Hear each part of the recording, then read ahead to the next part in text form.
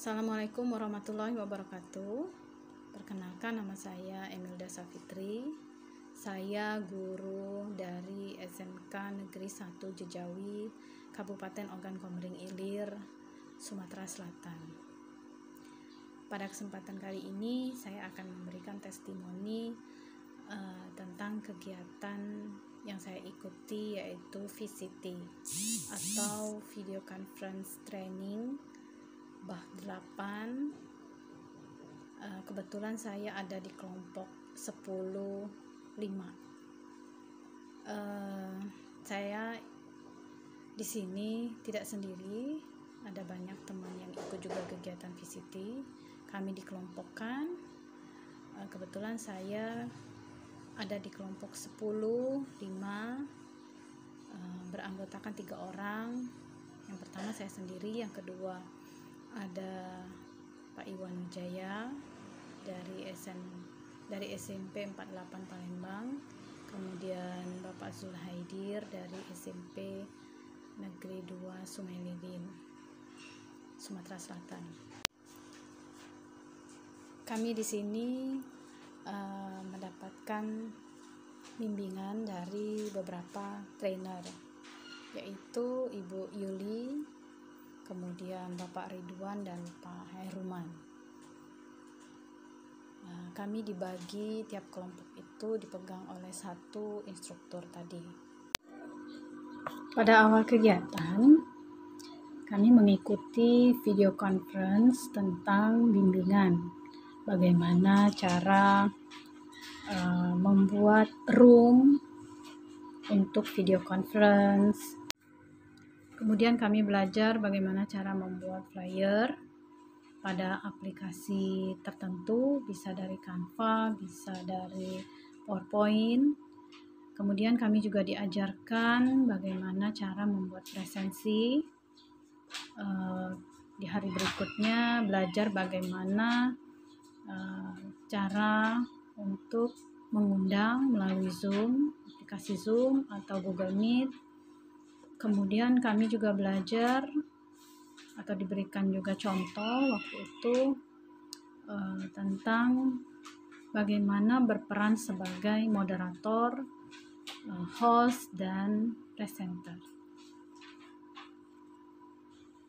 Seiring berjalannya waktu, setelah memperoleh bimbingan atau contoh dari para instruktur melalui video conference, kami kemudian dikelompokkan menjadi kelompok-kelompok kecil yang terdiri dari 3 orang. Kemudian kami diberikan jadwal untuk mengisi jadwal, kapan kami siap untuk mulai action, melakukan praktek video conference. Setelah memperoleh jadwal, kami satu persatu mulai melakukan peran, saling bergantian di antara kami bertiga sesuai dengan jadwal yang sudah kami buat. Masing-masing dari kami mendapatkan 2 kali peran sebagai presenter, kemudian 2 kali sebagai moderator, dan 2 kali sebagai host. Ketika kami berperan sebagai presenter, saat itu kami harus menyiapkan PowerPoint atau materi yang akan disampaikan, kemudian melakukan recording. Ketika kami berperan sebagai seorang host, kami harus menyiapkan room, yaitu Zoom meeting, lengkap dengan link untuk undangan, kemudian mengatur proses jalannya kegiatan di room. Pada saat berperan sebagai seorang moderator, di sini kami bertugas untuk membuat flyer, kemudian melakukan share flyer di grup VCT 8 atau grup besar, dan melakukan peran sebagai moderator di dalam room mengatur sesi, memperkenalkan presenter dan host, kemudian menutup room.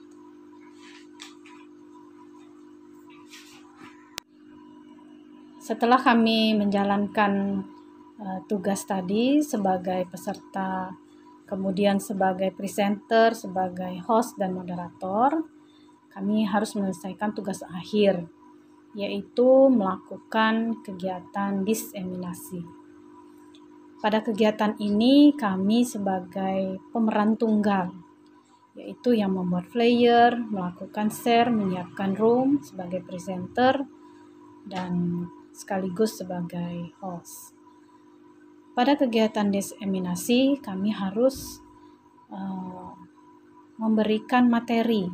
Misalnya kami memperkenalkan atau mengajarkan skill tentang bagaimana membuat room atau skill tentang membuat presensi atau membuat flyer. Setelah semua kegiatan kami lakukan, kami harus mengumpulkan bukti-bukti seperti presensi, kemudian foto-foto kegiatan, kemudian flyer yang sudah dibuat, barcode atau QR code dari link Zoom, kemudian link YouTube, karena dari tugas presenter itu harus ditampilkan di YouTube. Setelah semuanya kami kumpulkan di kantong tugas, kegiatan kami dianggap telah selesai, telah memenuhi syarat.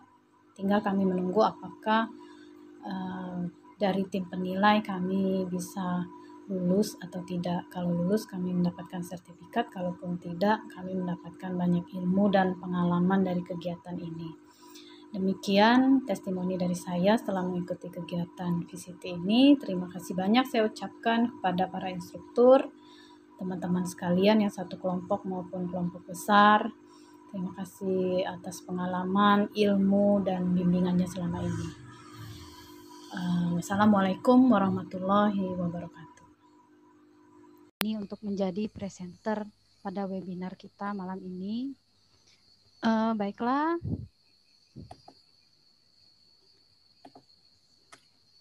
Saya akan share dulu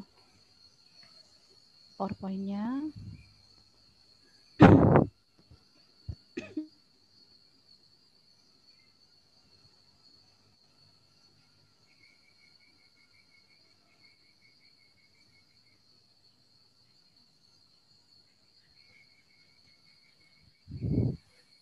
Oke ya, tema kali ini sosialisasi tentang asesmen nasional atau AKM. Asesmen AKM itu singkatan dari asesmen kumulatif minimum ya. Iya, itulah ya, asesmen nasional. Baiklah, sesuai dengan judulnya kali ini saya ingin mengangkat tema tentang pergantian UN atau ujian nasional ke AN atau asesmen nasional.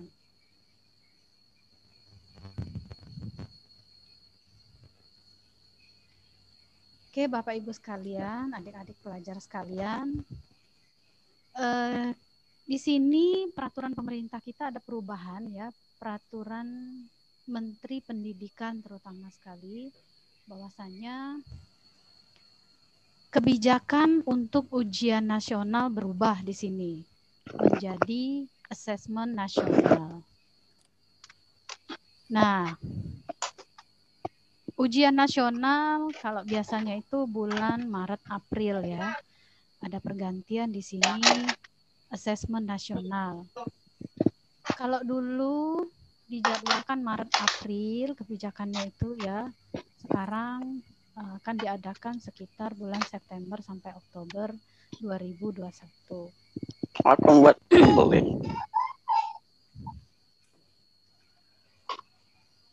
Oke, Bapak Ibu sekalian, diinformasikan bahwasannya kelas 12 nanti tidak ada lagi yang namanya ujian nasional ya.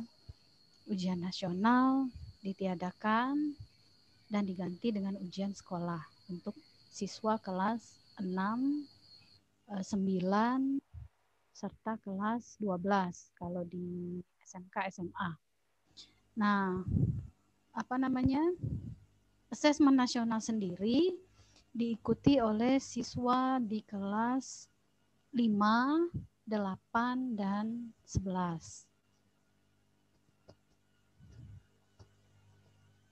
Oke ya, sebelum melakukan asesmen nasional, ini diadakan dulu yang namanya simulasi asesmen nasional.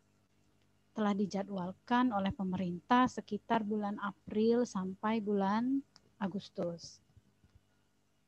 Oke, itu sekilas info tentang pelaksanaan asesmen nasional pada tahun ini.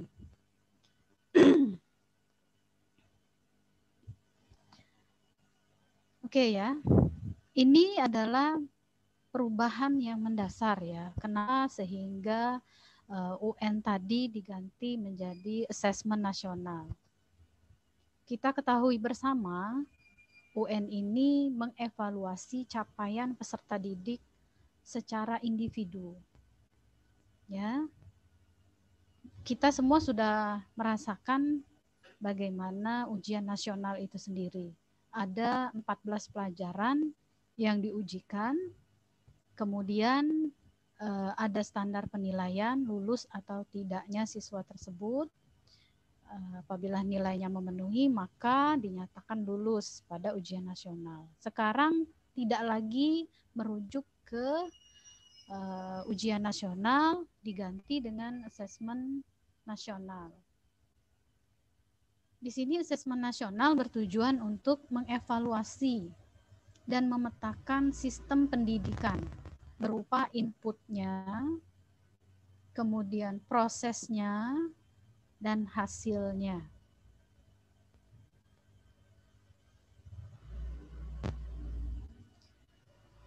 Ada 3 aspek asesmen nasional yang akan dilakukan atau akan dijalankan oleh instansi atau sekolah di tempat peserta didik itu melakukan asesmen.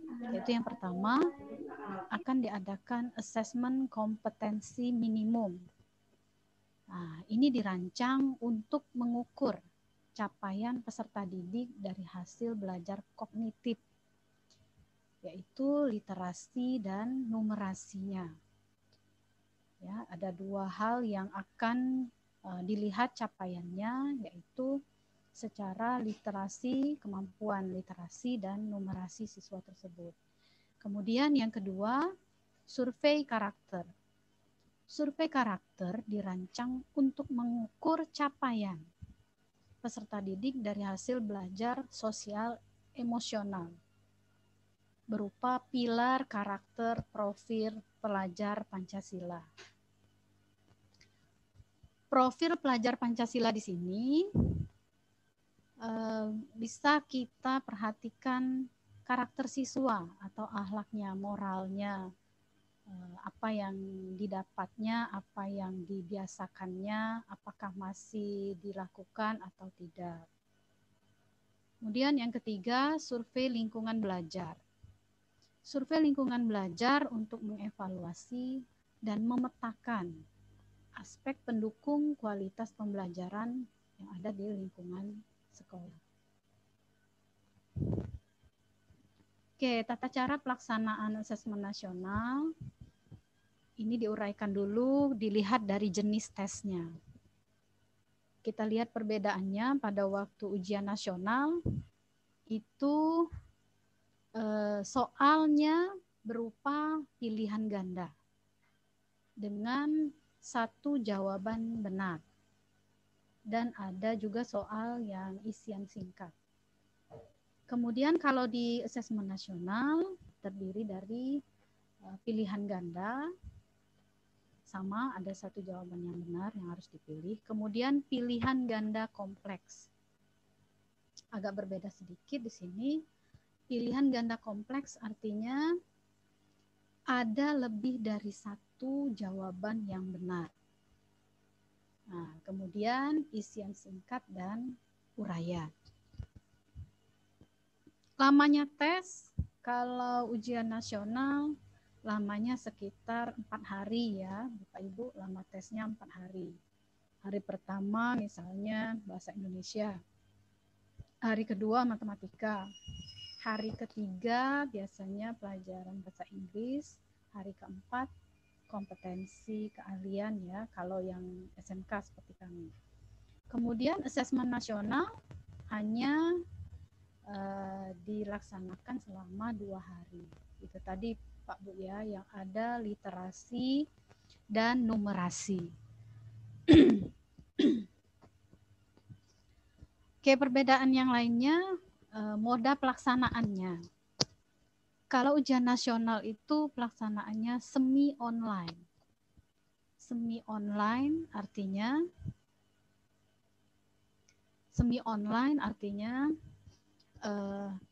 pelaksana adalah sekolah itu, kemudian soal ataupun penginputan hasil jawaban siswa dari pusat, namun servernya ada di sekolah penyelenggara. Itu yang dimaksud semi online. Kemudian kalau asesmen nasional full online supervised, utama semi online dan offline untuk sekolah tertentu. Jadi semuanya asesmen nasional baik server maupun pengolahan dari pusat.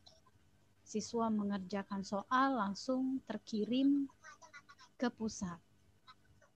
Oke, kemudian metode penilaiannya, kalau ujian nasional computer based test. Ya Bapak Ibu, kita masih ingat kalau kemarin itu CBT.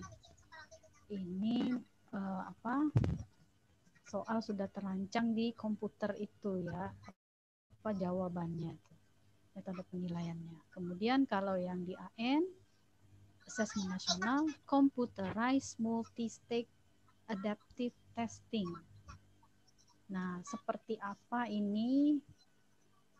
Di sini kalau tidak ada perubahan ya Bapak Ibu, siswa itu mengerjakan soal literasi, numerasi apabila tidak sesuai dengan jawaban yang sudah dikomputeriskan, maka soal yang kedua akan berubah lebih low lagi dari soal pertama yang didapatnya.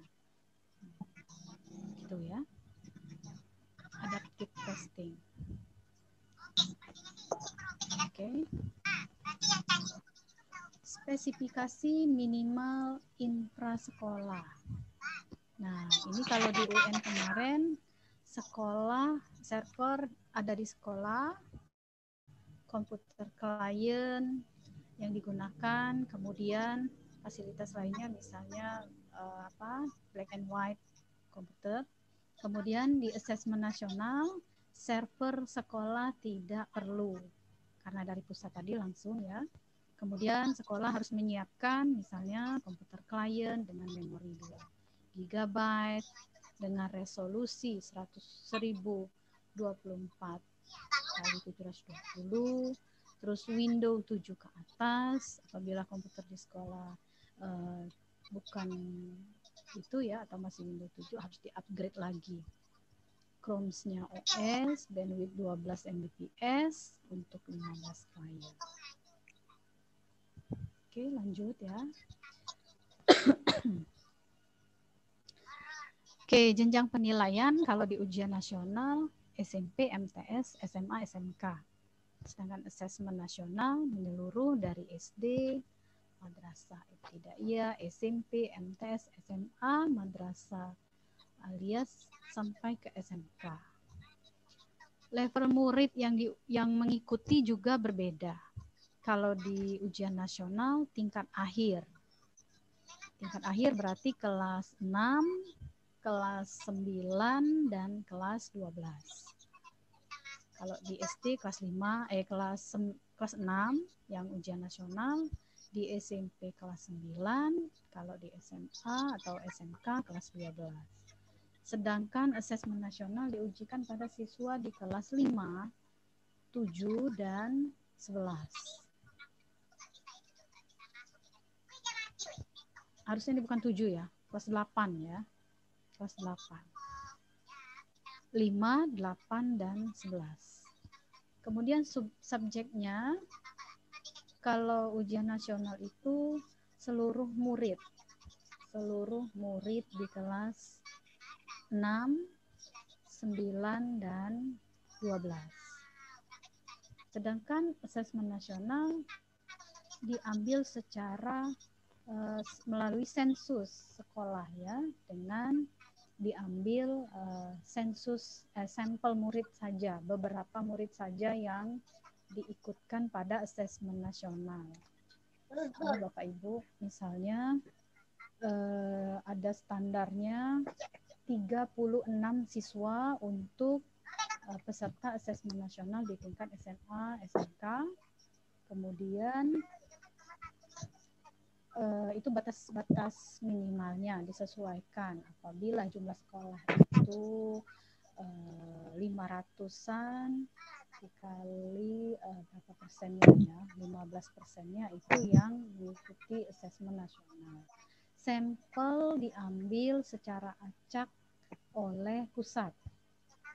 Jadi sekolah hanya mengirimkan data, kemudian dari pusat yang mengambil secara acak siswa yang diikutkan dalam asesmen nasional ini.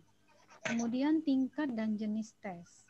Kalau di ujian nasional kemarin, soalnya itu high stakes ya, atau HOTS ya. Itu tisu. Kemudian kalau asesmen nasional kemarin menggunakan dia low stake atau low order thinking skill.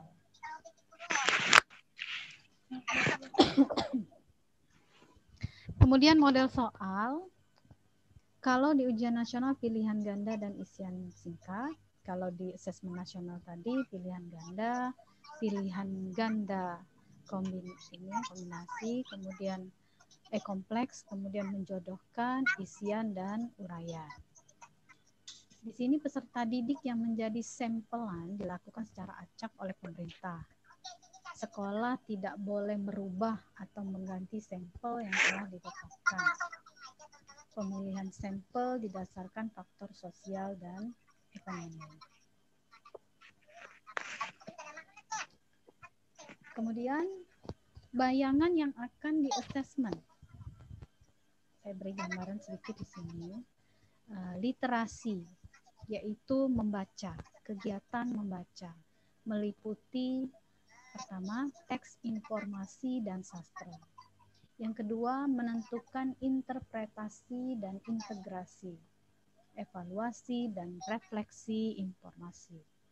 Yang ketiga, personal, sosial budaya, dan saintifik. Ya. Yang kedua, numerasi, yaitu soal-soal mengenai aljabar, bilangan geometri, pengukuran data, dan ketidakpastian. Yang kedua, pemahaman, penerapan, dan penalaran. Yang ketiga, ada personal, sosial, budaya, dan saintifik. Oke, itu saja yang bisa saya informasikan untuk saat ini. Perubahan-perubahan dari ujian nasional ke asesmen nasional. Kalau ada yang ingin ditanyakan, kita kupas lagi. Oke, terima kasih. Kepada moderator kami persilakan.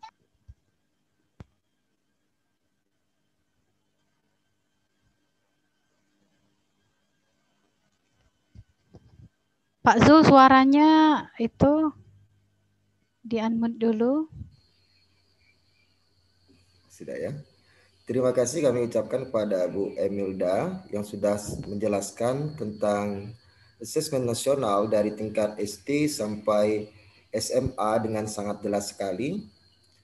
Di sini kita buka sesi tanya jawab ataupun sesi diskusi mengenai asesmen nasional ini. Apabila ada pertanyaan ataupun hal-hal yang bisa kita diskusikan pada malam hari ini, silakan diketik di kolom chat ataupun mau langsung berbicara dengan presenter kita, bisa dengan memberikan tanda raise hand. Sekarang kita masuk sesi diskusi atau tanya jawab. Di sini sudah ada beberapa pertanyaan yang masuk, antara lain dari bapak-bapak ini yang menanyakan, dari Pak Iwan Wijaya yang menanyakan mengapa AKM, dari ini ya, dari Ibu Yuliati, maaf ya, dari Ibu Yuliati Mulyana. Mengapa AKM hanya untuk beberapa siswa saja? Apa bisa mewakili? Apa tujuan dari hal tersebut? Jadi kan dijelaskan oleh Ibu Emil tadi, AKM itu hanya diikuti oleh sampel 45 per orang. Nah, mengapa hanya sampel saja Ibu di sini? Apa bisa mewakili seluruh warga sekolah yang ada ratusan, ada juga ribuan tiap sekolah itu?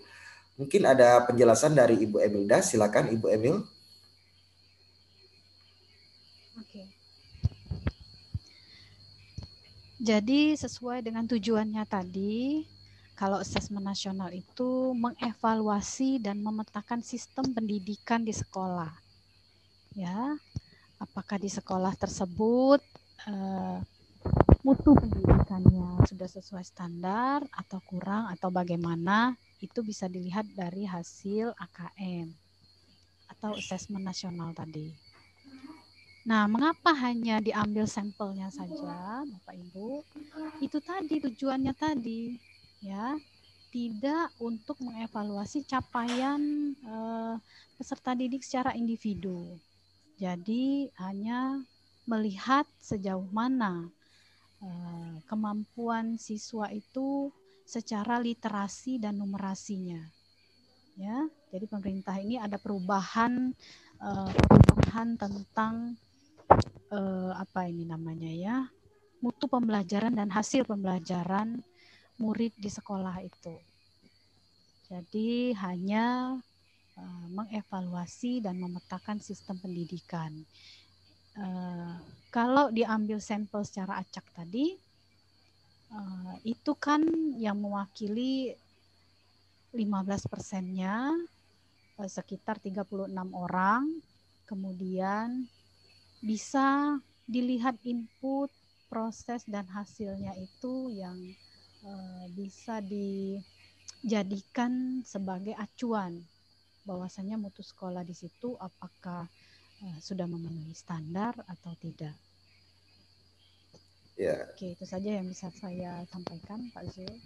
Terima kasih Ibu Emil, sangat jelas sekali. Jadi mengapa hanya 45 siswa diambil sampel? Karena yang dinilai itu sesuai dengan penjelasan Bu Emil tadi, bukan siswanya secara individu, tetapi sekolahnya secara keseluruhan. Maka diambil sampel acak. Di sini kita juga ada beberapa pertanyaan lagi yang senada sebenarnya dengan pertanyaan yang pertama, yaitu mengapa diambil secara acak. Tadi sudah dijawab oleh Ibu Emil. Ini ada juga yang menanyakan bagaimana kalau kita bertemu dengan murid yang belum bisa membaca, Ibu. Dan ya, bagaimana solusinya? Kalau murid tersebut belum bisa membaca, sedangkan dia harus ikut AKM. Jadi solusinya bagaimana? Tadi sudah dijelaskan AKM itu untuk SD di kelas 5 tadi ya. Kalau untuk SMP di kelas 8 dan untuk SMA SMK di kelas 10. Ini bagaimana kalau kita ketemu murid yang inklusi belum bisa membaca? Silakan Ibu. Iya. Iya ya Bapak Ibu sekalian, perlu diingat kembali hasil dari PISA ya. PISA ini adalah suatu lembaga yang melihat hasil pendidikan di seluruh dunia. Indonesia ini peringkat bawah ya, tapi peringkat bawahnya itu peringkat keberapa itu? Pada tahun 2018 sekitar 70% siswa memiliki kompetensi literasi di bawah minimum ya. 70% siswa di Indonesia rendah jadi kemampuan literasinya. Sesuai dengan pertanyaan tadi, bagaimana kalau menemukan siswa yang membaca saja masih sulit? Iya, saya yang mengajar di SMK, Bapak Ibu, masih menemukan siswa yang kesulitan memahami teks ya dan menjawab soal literasi. Itu menjadi tantangan bagi kita semua ya Bapak Ibu. Seharusnya pada tingkat sekolah dasar kemarin mereka itu sudah bisa, seharusnya sudah bisa membaca apa istilahnya reading comprehension ya, memahami bacaan, kemudian mampu menjawab pertanyaan secara logika pada sesuai dengan teks yang dibaca. Seharusnya seperti itu. Namun kenyataannya siswa di Indonesia masih banyak yang kemampuan literasinya di bawah rata-rata. Jadi ini menjadi tantangan kita bersama, bahwasannya saat ini digalakkan